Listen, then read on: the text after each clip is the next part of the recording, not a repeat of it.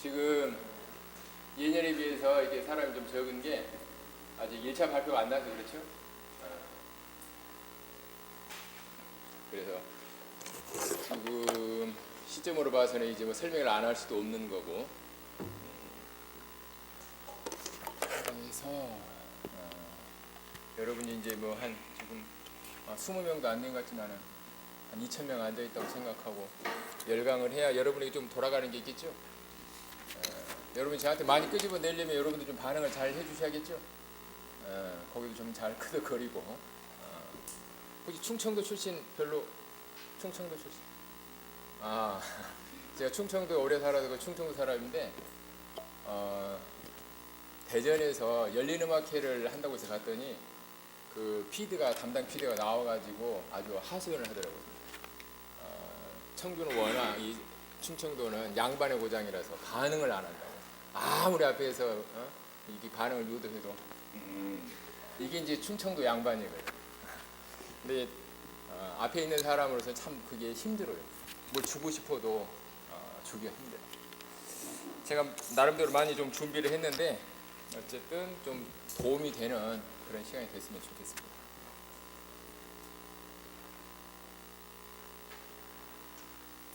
잘 됩니까? 마이크? 네.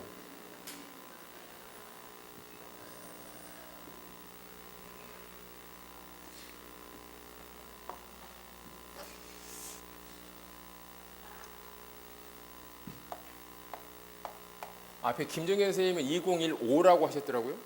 그죠? 앞에 보셨어요? 2016이 맞죠?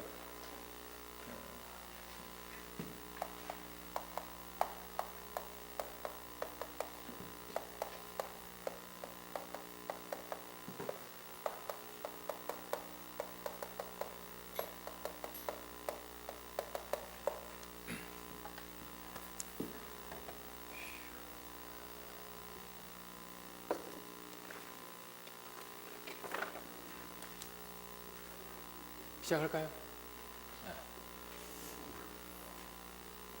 자, 2016년 임용고시 국어학 합격 전략 설명회를 갖겠습니다. 전략 그러면 이게 이제 전쟁 용어죠.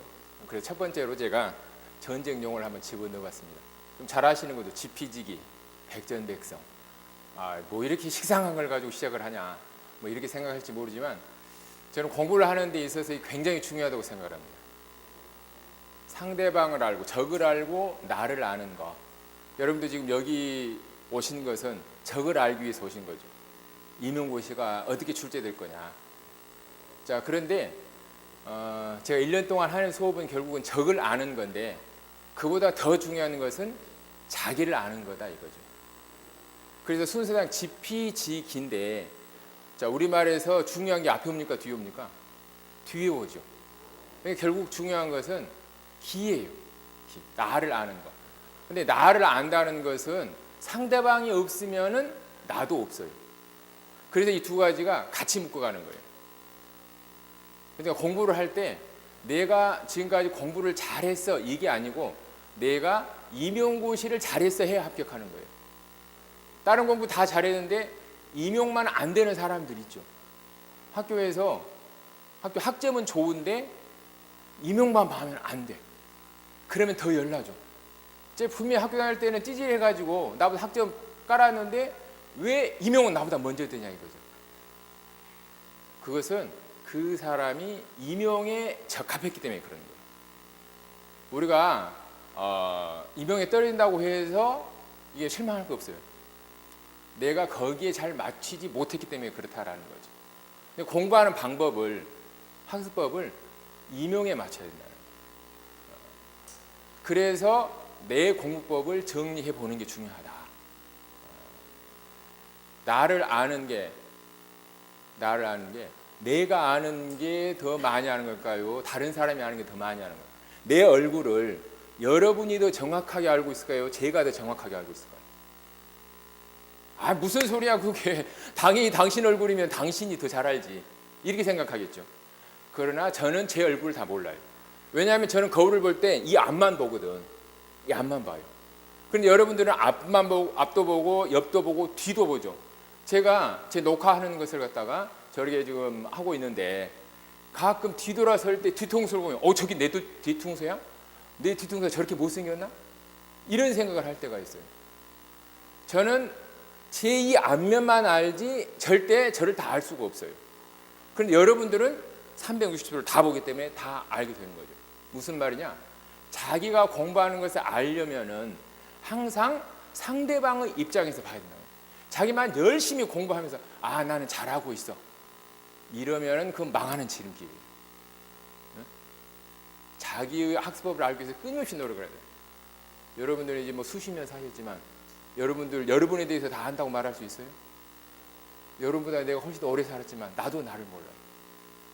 여러분 그 매트릭스 쓴 라쇼스키 형제, 그 중에 한 형제가 성전환한 거 알죠? 50년 넘게 살았는데 50년 넘게 살다 보니까 내가 성 정체성이 여자를 좋아하는 게 아니라 남자를 좋아하는 거였구나. 50년 넘게야 그걸 알았어요. 그러니까 우리가 우리를 안다고 하는 게 어디까지 아는 걸까? 모르는 게 태반이죠. 여러분들 농구 선수 에어조단 잘 알죠? 자, 그 사람이 하여튼 제가 아는 농구 선수로서는 지금까지 최상이에요. 그 황제라 그랬어요. 그런데 그 사람이 1993년도에 은퇴를 했어요. 은퇴를 하고 야구 선수가 됐어요. 이 사람이 농구 선수 때 받은 연봉이 9천만 불이에요. 그때 당시에. 근데 야구 선수로 전향하면서 받은 연봉이 10,000불이에요. 9,000분의 1이에요. 그래서 이 사람이 야구 선수로 성공을 했을까요? 1년 마이너리그 트리플 A로 갔다가 1년 뒤에 더블 A로 떨어지면서 결국 그만뒀어요.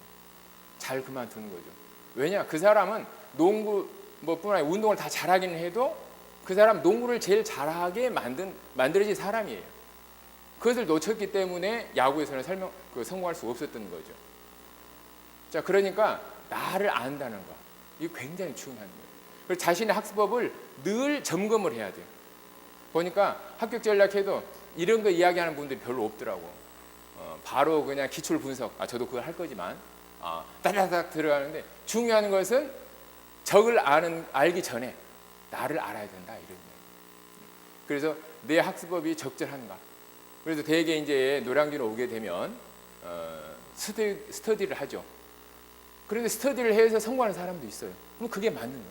근데 스터디 하다가 온갖 스트레스 다 받고 우울증 걸리고 스트레스 받고 해서 공부 끝나고 가는 사람도 있어요. 사람마다 다 다른 거죠. 나는 잠이 너무 많아. 그래서 아침에 새벽에 막 모닝콜 스터디 있죠. 아침 5시 반에 띵 일러주면 막 정신도 안 깬 상태에서 막 자기 전날 공부한 거 둘둘 읽거든요. 그래서 잠을 줄이려고 해요. 그런데 그 잠을 줄여가지고 성과가 나오느냐 안 나오느냐, 그것을 따져봐야 돼요. 오히려 아침에 일찍 일어나고 하루 종일 그냥 비실대고 망해버렸다. 그건 그것에 안 맞는 거거든. 자, 그러니까 무조건 잠을 줄여서 좋은 게 아니고, 무조건 같이 해서 좋은 게 아니고, 또 정보가 너무 많아서 좋은 것도 아니고, 자기에게 필요한 게 어떤 건가. 근데 이것은 시험 끝날 때까지 계속 해 나가야 된다는 거죠. 자기를 아는 것은 죽기 전에는 그칠 수 없어요. 저도 저를 다 몰라요. 여러분들 학습법도 자기한테 제일 적합한 것을 계속 개발해 나가야 된다, 이런 이야기죠. 자, 그러면 이제 다시 적으로 들어가서 맨 먼저 출제 유형을 분석한다.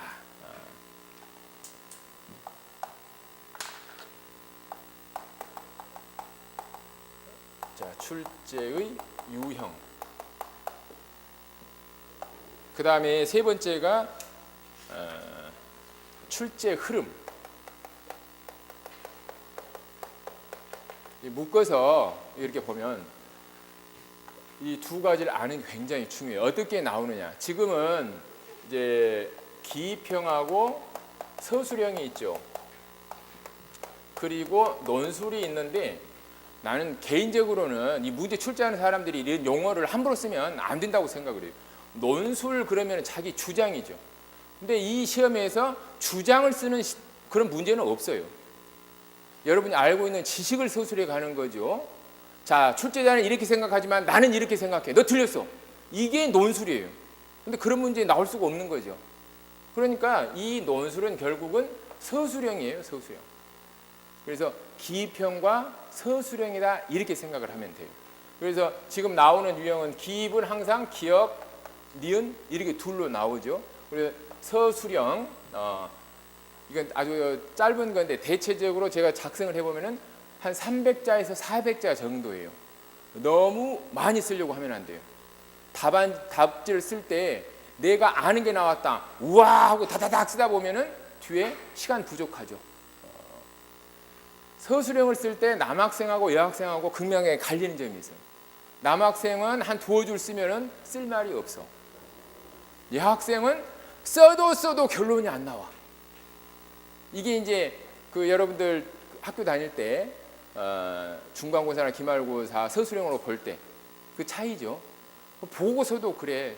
내가 대학교에 있을 때 이제 과제를 내주면은 뭐 A4 용지 5자 내외로 5매 내외로 해주세요. 여학생들은 50매씩 때려박는 그런 학생들. 그냥 완전히 자료로 죽이려고 그래 교수를.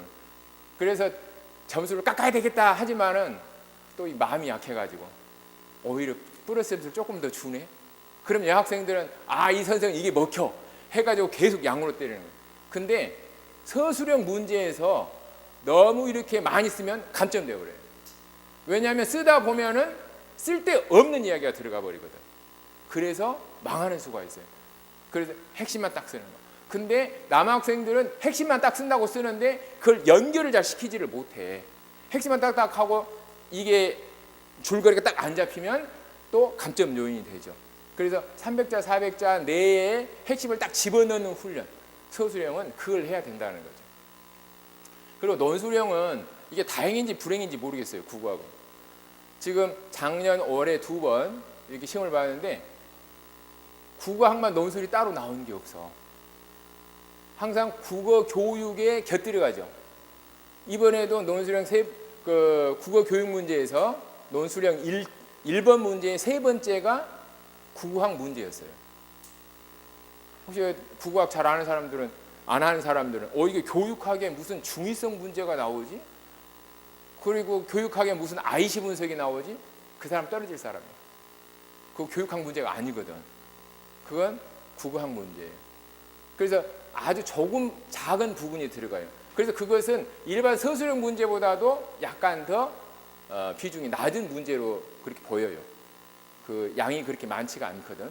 근데 그런 것도 전체적인 그 틀을 맞추려면은 한 300자에 400자에서 컴팩트하게 딱 집어넣어야 되는 거예요. 길게 막 줄줄이 늘었으면 이제 다른 거 못 쓴다는 거죠. 자, 그리고 그 유형을 보면은 이 서술형 문제에서 작년에는 어떤 형식이 있었어요. 형식을 주어지는 문제가 있었거든. 그 예물 한번 보세요. 2014년 2교시 서술형 3번에 보면 중세국어 애와 애가, 그러니까 이건 중세국어식으로 하면 아이, 어이로 읽어야 되죠. 아이와 어이가 이중모음이었던 사실에 대해 탐구학습한 내용이다. 탐구과정에 따라 분석 내용 2와 3에 준하여 2와 3에 준하여 1에 들어갈 내용을 서술하시오. 이건 형식이 딱 주어지는 거예요.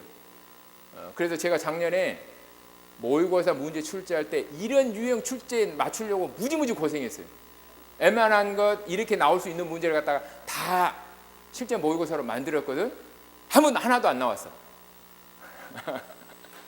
내용은 여러분들이 이제 다음에 내 그 실제 모의고사 이거 구회에서 볼 기회가 있으면 한번 보세요. 내용은 다 있어요. 그래서 이번은 100%는 아니지만 한 90% 이상은 뭐 내가 출제 문제에서 나왔다 이런 생각이 드는데 이걸 열심히 만들었는데 안 나왔어요. 그래서 내년에는 또 어떨까 싶어요. 이게 유형이 좀 좋은 문제거든. 이런 유형이 일단 형식을 제시해 놓고 학생들이 거기에 맞춰 쓰게 하면 일단 채점하기가 좋아요.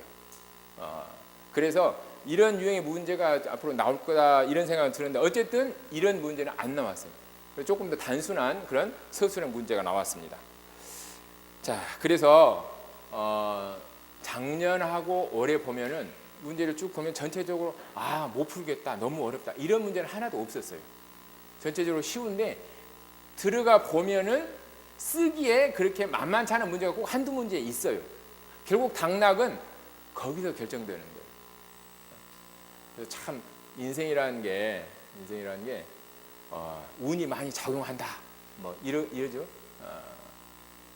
항상 자기가 노력한 만큼 결과 이렇게 안 나오는 건데 이런 것들도 많이 작용을 해요. 그래서 이 유형도 있지만 그 다음에 출제 흐름을 싹 보면 작년에 비해서 올해 문제가 조금 줄어들었죠.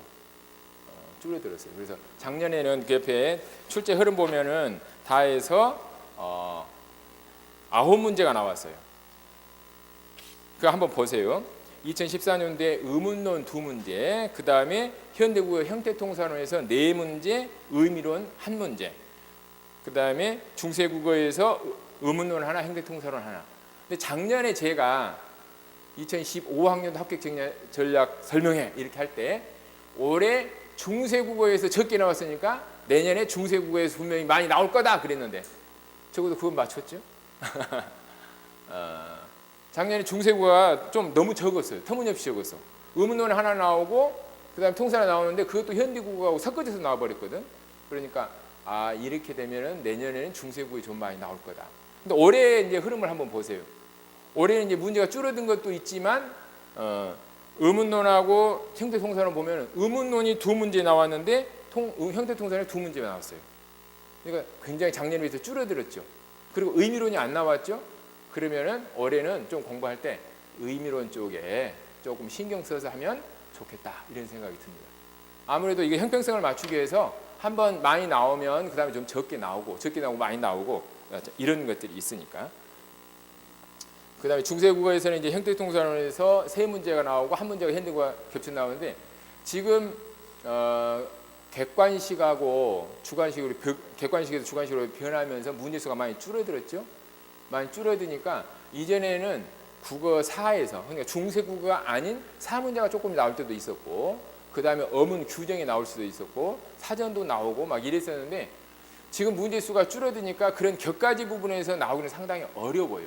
이런 것들이 나오더라도 의문론이나 형태론과 결합해서 나온다는 거예요. 국어사 문제가 나와도 현대 국어하고 중세국어하고 결합하는 문제 이런 문제가 나올 거라는 거예요.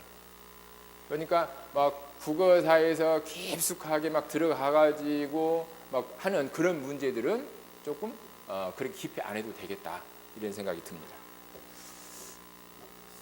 자, 그 다음에 이제 중요한 게 이제 개념이죠. 제가 이제 제 강의를 광고하고 그럴 때 항상 기본에 힘쓴다, 개념에 힘쓴다 이런 말을 쓰는데 개념이라는 게 가장 중요한 거죠. 개념 정리. 개념이 잘 잡혔느냐. 문제가 어렵게 나오더라도 결국은 이 개념에서 이렇게 확장되는 거죠. 근데 개별적인 지식들을 많이 알고 있어도 기본 개념을 확실하게 모르고 있으면 응용하는 문제, 이런 문제에서 걸리기 쉬워요. 그런데 누구나 다 개념을 열심히 해야 된다는 걸 알고는 있지만 어떻게 할 것이냐, 그게 상당히 어렵죠. 그래서 이 개념 정리가 한순간에 끝나는 건 아니에요. 그래서 기본에서부터 시작해가지고 쭉 심화되었다가 다시 또 개념을 다지고 다시 또 이 상태에서 또 확장시키고 이게 왔다 갔다 여러 번 반복해야 된다는 거예요. 계속 쉬운 문제만 잡고 있어도 안 되고 그렇다고 해서 심화적인 확장된 문제만 계속 잡고 있어도 안 되고 이게 서로 상보적인 역할을 해야 된다는 거예요. 그래서 이제 제가 강의를 할 때도 기본적인 강의하면 조금 심화되는 강의하고 다시 또 기본적인 그런 문제 풀이 들어갔다가 또 깊이 들어가고 이런 것들이 계속 반복돼야 된다는 거예요. 자, 2015학년도 그러니까 올해 본 거죠. 올해 본 거 서술형 2번에 보면 2교시 이제 기본적인 그런 개념들을 어떻게 활용했는가 하는 걸 볼 수가 있습니다. 여기서 이제 음절 구조 제약. 음절 구조 제약은 우리가 이제 가장 기본적으로 받침에는 7개만 온다. 알죠? 그게 이제 가장 기본적인 거고 초성에 니은, 리을 이런 것들이 잘 안 오는 것도 우리말 음절 구조 제약이죠. 그 다음에 파차름, 지읒, 치읒 이런데 야, 여, 요, 유 이중모음 오지 않는 거 이런 것들도 우리말의 기본적인 음절 구조 제약이죠. 여기서는 음절 구조 제약에서 지금 종성에 초점을 맞췄죠. 종성. 그래서 우리말 끝에 칠종성이 온다는 거. 그 다음에 이 이중자음, 중자음이 오지 않는다는 거. 이 두 가지가 종성에서 우리말이 갖게 되는 음절구조 제약이에요. 이거 아주 간단한 거죠. 기본 중에 기본이죠. 기본 개념이죠. 그런데 이것을 지금 음 변동하고 연결을 시켰어요. 자, 그 문제를 자, 혹시 문제 풀어본 사람? 아직 안 풀어봤어요? 이제 손가락 들라 그랬어. 자, 이런 거 한번 풀어보고 하면 더 좋은데, 자, 안 풀어본 사람도 자, 한번 보세요. 자, 여기서 이 음절 구조 제약은 음운 변동을 일으키는 중요한 요인이 된다. 그 다음에 고유어뿐만 아니라 서양 외래어도 동일하게 적용된다. 그랬어요. 그래서 1번은 암만, 부엉만, 반만 그러면은 일단 이것만 예로 들어봅시다. 암만. 그러면은 이 피읍이 비읍으로 변하죠. 그 다음에 비읍이 미음의 영향으로 다시 미음으로 변하죠. 자, 여기에 쓰인 음 변동 규칙이 뭘까요? 일단 피읍이 비읍으로 됐으니까 이것은 평폐쇄음하죠. 자, 격음이 거센 소리가 예사 소리 비읍으로 이렇게 바뀌었죠. 이게 올 수 없으니까 비읍으로 바뀌었죠. 자, 그 다음에 이 비읍이 미음의 영향으로 미음으로 바뀌었으니까 이것은 비음하죠. 자, 이거 가장 기본적인 거죠. 두 번째 보세요. 그 다음 일, 니은에 보면 안따, 언따, 할따, 훌따, 읍따, 안따. 이것은 이 두 개의 중자음이 일단 니은으로 변해야 되겠죠. 지읒이 탈락이 되죠. 안따. 그런데 이 디귿이 된소로 변하죠. 안따. 자, 그러면 이것은 탈락이죠. 이중자음에서 하나가 탈락되는 거니까. 이것은 경음하죠.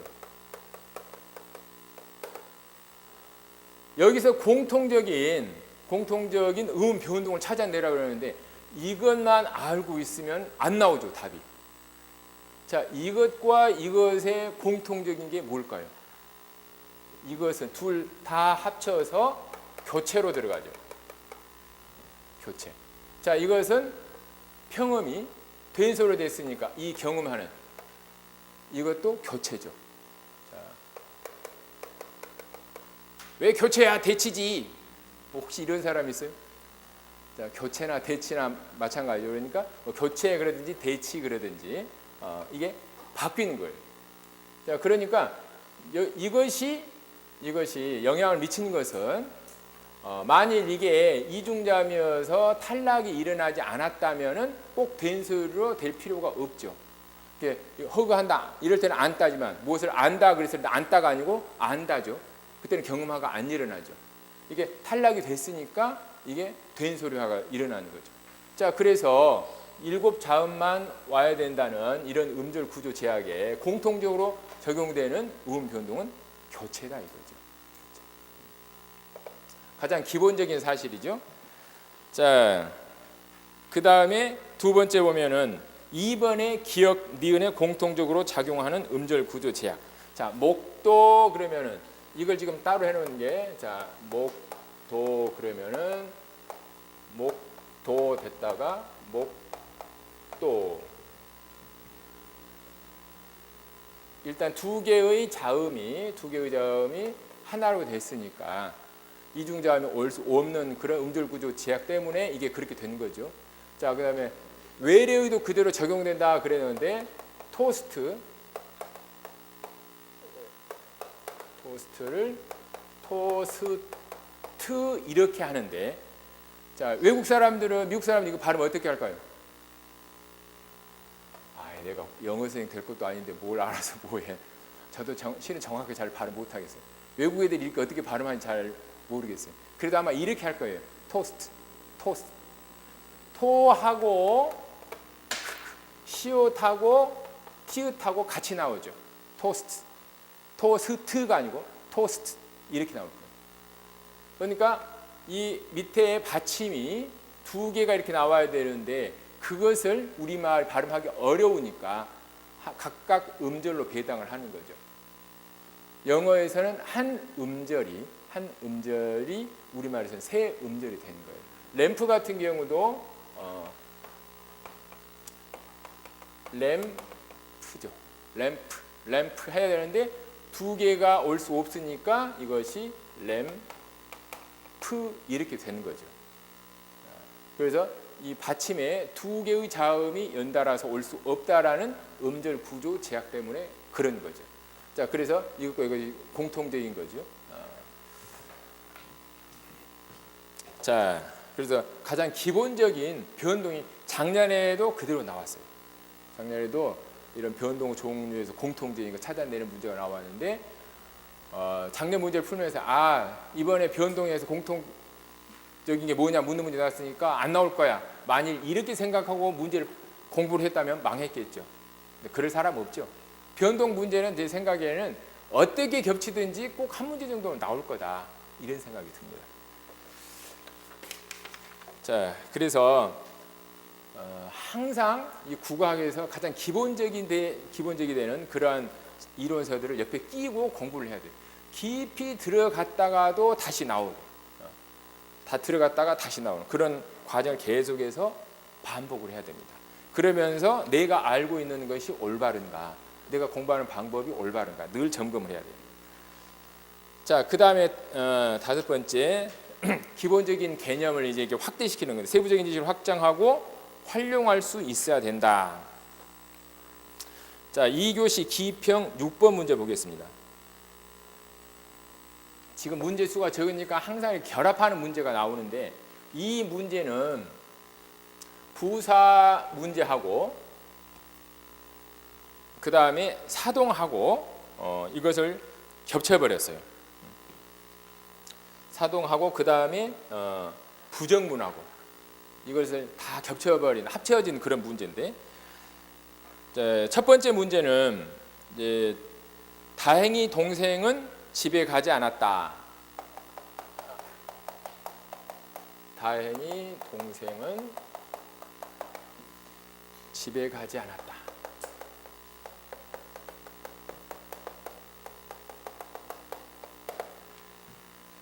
자, 이 다행히는 이 부정에 걸리지 않는다라는, 다행히가 부정되지는 않는다는 거죠.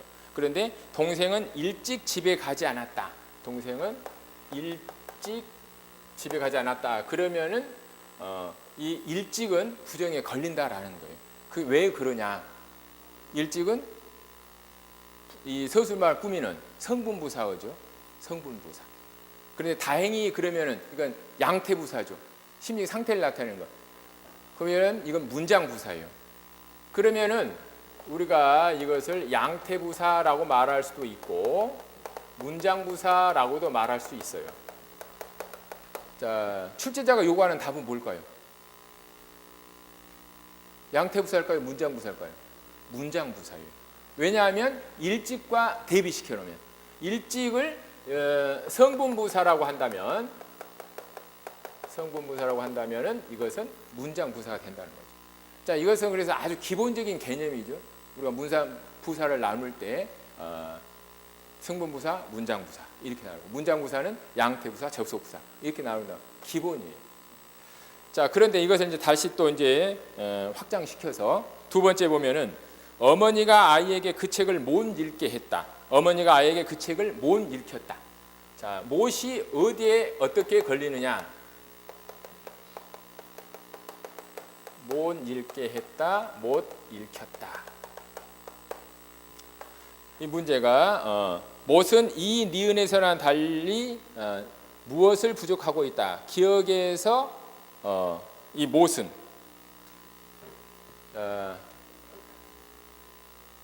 지금 여기서 못 읽게 했다, 못 읽혔다. 못이 이걸 부정한다. 아마 이렇게 쓰는 사람은 없겠는데 앞에 기억은 읽게 했다를 부정하고 이 니은은 못 읽혔다를 부정한다. 그러면 몇 점이나 줄까요? 아마 1점도 안 줄 것 같아요. 자, 이것은 어떤 차이가 있어요? 못 읽게 했다 그러면은 읽는 주체가 누구예요? 읽는 주체가 피사동주죠. 그래서 피사동주의 행동을 부정한다. 못 일으켰다. 근데 못 일으켰다 그러면은 이건 사동주의 행동이에요. 자, 그러니까 우리가 기입형 문제에서 지금까지 문제들은 대개 한 단어로 딱딱 끝나는 것들이죠. 근데 이 문제는 최소한 2개의 어절이죠. 자, 그러니까 이 답을 쓸 때 반드시 하나의 낱말로만 써야 된다. 이렇게 선입견을 가져서는 안 된다는 거예요. 조금 긴 그런 어절형으로 나올 수 있다라는 거죠. 자, 그래서 이런 것은 아주 단순한 지식이지만 이건 조금 확장되는 거예요. 사동문의 특성을 모르면은 이것은 풀기 어려운 문제죠. 자, 그 다음에 이제 조금 더 난이도가 있는 문제. 3교시 논술형 첫 1번의 세 번째 문제. 자, 아까 말했듯이 이건 국어 교육학 문제에 살짝 곁들어간 문제예요. 이 직접 구성 요소 분석을 안 해본 사람 또는 수형도를 트리 다이어그램을 안 그려본 사람들은 이걸 보고 굉장히 당황했을 거예요. 근데 늘 지금 강조하지만 기본이 좀 튼튼하다 그러면은 그 기본을 이용해서 풀 수 있는 문제예요. 이 문제가. 자, 보면은 세 번째 문제가 문단에서 중의적으로 해석될 수 있는 부분을 찾고 중의적으로 해석되는 부분을 찾아라. 여기까지는 아주 쉽죠. 자, 6번 지문을 한번 읽어보세요. 21세기 사회는 창조적 인재를 원한다. 창조적 인재를 양성하기 위해서는 학생들의 자율성을 보장해 줘야 한다. 따라서 야간 자율학습에 참여할지는 학생들의 선택에 맡길 필요가 있다. 그래서 학생들이 그 시간을 다양한 소질을 개발하고 재능을 발휘하는 기회로 활용할 수 있게 하다. 여기까지는 아무것도 없죠. 이렇게 할 때 학생들이 행복한 학교를 만들 수 있을 것이다. 자, 여기서 이제 중의적인 문장이 나오죠. 자, 이거 찾아내는 건 별로 어렵지 않죠. 자, 그런데 이것을 어떻게 IC 분석으로 표현해 줄 거냐라는 거예요. 여러분 IC 분석 그러면 주로 낱말, 복합어, 파생어, 합성어 분석할 때 IC 분석을 쓰죠. 자, IC 분석의 가장 기본은 뭐예요? 둘로 나눈 거예요. 이게 말이 IC가 직접 구성 요소죠. 직접 구성 요소. 그러니까 모든 낱말을 일단 둘로 나누는 거예요. 자, 뭐 마침내 우리가 여기에 도달했다. 뭐 이러면은 마침내 이걸 IC 분석을 하면은 마침과 내가 되겠죠. 그 다음에 마치에 미음이 들어가겠죠. 자, 이렇게 IC 분석을 하는 이유는 이것을 계층적으로 파악하기 위해서 그런 거죠. 얘가 어디서 왔느냐, 어떻게 만들어졌느냐, 그것을 알기 위한 거죠. 그래서 이런 거 할 때 이거 열심히 했는데 느닷없이 중의성 문제에 IC 분석을 써라 그러거든. 근데 원래 직접 구성 요소 분석은 꼭 복합어만 있는 것은 아니에요. 우리가 문장을 나눌 때 S를 NP, VP 크게 이렇게 나누죠. 여기서 지금 이제 문제 보면은 학생들이 행복한 학교를 만들 수 있을 것이다. 학생들이 행복한 학교.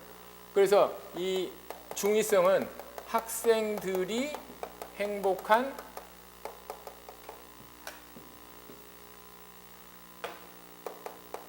학교를 만들 수 있을 것이다. 했을 때 이 학생들이 행복한에 걸리느냐, 학생들이 행복하냐, 학생들이 행복한에 걸리는 경우, 아니면 행복한 학교, 행복한이 학교에 걸리느냐에 따라 나눠지죠. 그러니까 중의성이 생기는 원인은 말로 하면 되게 편해요. 행복한이 학교에 걸릴 수도 있고 학생들에 걸릴 수도 있기 때문이다. 쫙 하면 얼마나 좋겠어요. 그러면 그냥 합격인데. 근데 이것을 IC 분석이라고 그랬거든요. 그러면은 평소에 이제 개념 이렇게 막 할 때 이 정도 그려본 사람이라면 이것도 충분히 그릴 수 있다 이런 이야기예요. 자, 보세요. 학생들이 행복한, 그러면 1차적으로 이렇게 되고 그 다음에 이렇게 되겠죠. 학생들이 행복한. 자, 그 다음에 학생들이 행복한 학교 그러면은 행복한을 이렇게 합치면은 이렇게 되겠죠. 그냥 이렇게 그려서 표현해라 그러면은 되게 좋을 텐데 이것을 지금 괄호, 대괄호를 써서 표현해라 그랬거든요. 그러면 저 형태를 일단 잘 보세요. 자, 여기서 맨손 체조와 같은 형식으로 그래도 이 시험 문제가 아주 나쁘지 않은 것은 항상 얘를 제시해줘요. 어느 정도 틀을 제시해줘요.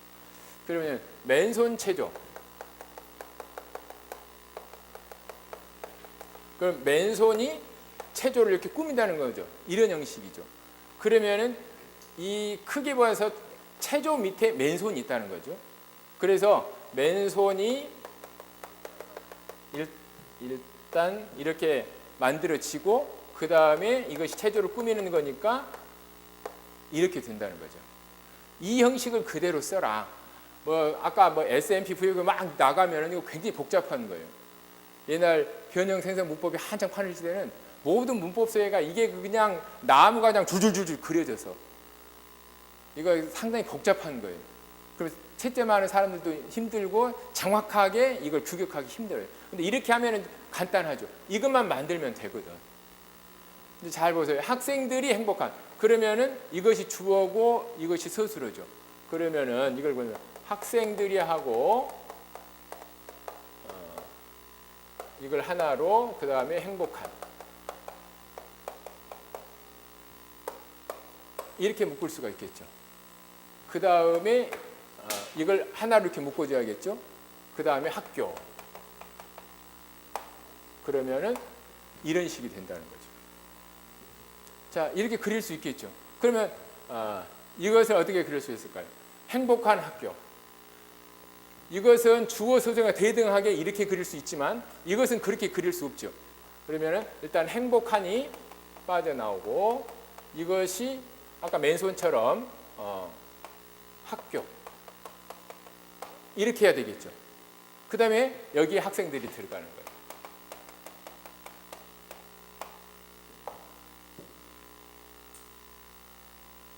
그러니까 수용도를 그려봤으면 IC분석을 해봤으면 여기에 나와 있는 그 형태만 그대로 적용시켜주면 되는 거죠.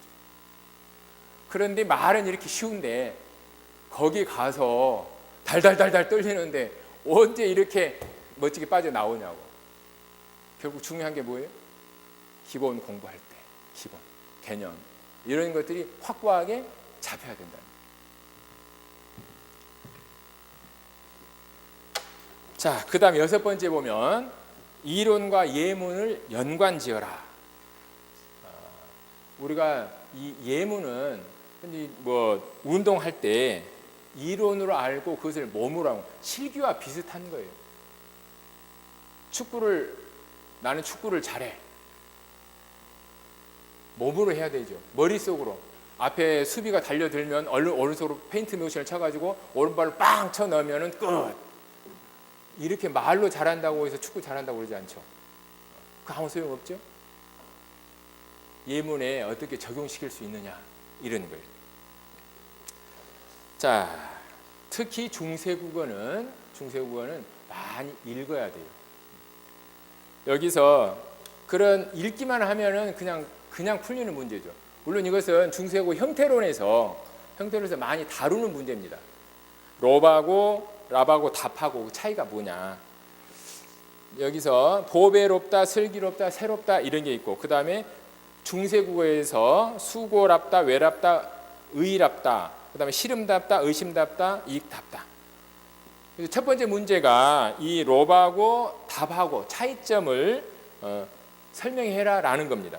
어근의 특징을 분포상의 차이를 고려해 설명할 것. 뭐예요?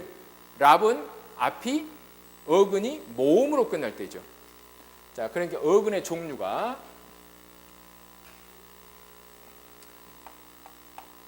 어근이 모음으로 끝날 때는 랍이 붙고 그 다음에 자음으로 끝날 때는 답이 붙는다. 이렇게 설명할 수 있죠. 전혀 뭐 어려운 문제가 아니죠. 자, 그 다음에 이제 중세국어에 대한 지식이 조금 더 필요한 거. 두 번째 문제 보면 현대국어 관점에서 새롭다 어근이 갖는 특이점을 일기억과 비교해서 지적해라 그랬어요. 그러면은 새롭다 그러면은 현대국어에서는 새가 관형사죠. 근데 앞에 보배, 슬기, 해, 자유, 명예 그러면은 다른 것들은 전부 다 여기 붙은 게 명사라는 거죠. 자, 어근의 종류가 다 명사인데 새만 관형사라는 거예요. 그러니까 기본적으로 이 랍은 중세국어 때 명사에 붙었는데 왜 이런 예가 나오느냐 이런 애가.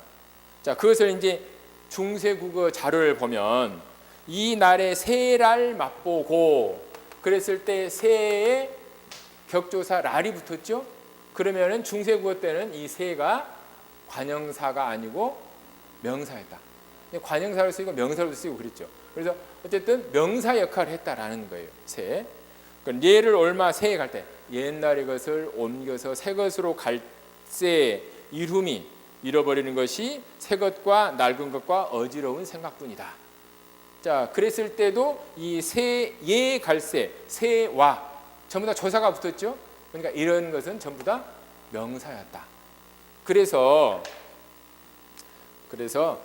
이 지금은 명사에 붙는 롭이 관형사에 새에 붙는 게 이상하지만 중세 때는 전혀 어색한 것이 아니었다. 자, 그런 것을 설명해 줄 수가 있습니다. 자, 그 다음에 마지막으로 이건 뭐 너무나 당연한 거. 자꾸 써봐야 된다는 거예요. 아까 이제 여학생들은 길게 쓰는 것을 줄여서 핵심적인 것을 300~400자 이내로 쓰는 훈련. 남학생들은 짧게 핵심만 제시하는 거 갖다가 문장으로 풀어 쓸 수 있는 훈련. 자, 그래서 자기가 쓴 것을 다른 사람들이 늘 이렇게 보게 하는 것이 중요합니다. 늘 이야기하지만 나는 다른 사람에 의해서 규정되는 거예요. 내가 누구냐? 내가 다른 사람이 보는 내가 나예요. 내가 옷을 참 못 입었는데 옷을 조금 잘 입게 된 계기가 있어요. 우리 아들이 고등학교 때 그러더라고. 아빠, 옷은 자기를 위해서 입는 게 아니야. 다른 사람의 눈을 위해서 입는 거야. 아, 그래서 옷을 잘 입는다는 것은 내가 내 마음대로 내 마음에 들게 입는 게 잘 입는 게 아니구나. 다른 사람들이 보기에 좋아야 그게 잘 입는 거구나. 그런 생각이 들어요. 자, 글을 쓸 때 자기는 아무리 잘 쓴다고 해도 채점자가 얘 아니네 그러면은 그건 떨어지는 거예요. 그래서 객관적으로 평가할 수 있는 게 굉장히 중요하죠. 자, 여기까지 대화 설명하고 이제 여러분에게 제가 많은 정보를 줬으니까 제 광고도 조금 해야 되겠죠. 제 1년 커리를 잠깐 설명을 드리겠습니다. 제가 이제 이 시도 시작한 지 3년이 됐는데 이 임용고의 학원의 그 법무장님이 우리 임용고실 전체 다 책임지고 있는 분인데 그분이 그러더라고요. 아니, 선생님은 어떻게 학생 수는 적은데 펜만 그렇게 많냐고. 제가 펜이 그렇게 많대요. 안티펜이. 그래서 제가 3년 전에 이게 처음 시작을 할 때 임용고시를 한 10년 전에 제가 했어요. 그때는 6차 교육과정이었거든. 그리고 객관식이 아니었어요. 주관식이었어요. 그래서 그렇게 막 어렵지가 않았어. 그래서 내가 교육과정에 대한 그런 준비도 없이 6차 교육과정 생각하고 들어왔거든. 학생들이 보니까 저 선생님 뭐 가르치는 거야? 이제 이런 생각이 들었겠죠. 그래서 초반에 이제 엔지펜이 많았어요. 펜들이 굉장히 많았어. 자, 근데 이 서당계 3년이면 풍어를 읊는다 그러죠. 내가 3년이 지났어요. 제가 그래도 개보다 낫겠죠. 근데 요즘은 꼭 그렇게 말할 수 없는 게 요즘 개가 실세더라고. 청와대도 그런다며. 박근혜 대통령이 청와대 실세는 진돗개다. 뭐 이랬다며. 근데 하여튼 저는 그 개보다는 제가 더 나아요. 개가 이렇게 오랫동안 서 있을 수 있어요? 자, 그래서 어쨌든 3일 동안 많이 이제 준비를 해서 작년 설명회까지는 제가 제 강의를 한 번도 광고를 안 했어요. 이렇게 막 드러내놓고 나 잘한다, 좀 들어볼 만한 가치가 있다, 이런 자신이 별로 안 생기더라고. 근데 이제 한 3년 지나니까 이 정도면 그래도 여러분이 들으면 조금 도움은 되겠다. 이런 생각이 들어서 조금 광고를 하는 거예요. 그래서 1, 2월 달은 중세국어하고 현대국어하고 가장 기본적인 거 한눈에 그냥 쫙 한번 보는 거예요. 한눈에 쫙 보고 그 다음에 3월부터는 각 주제를 3개 정도로 이렇게 쪼갤 생각이에요.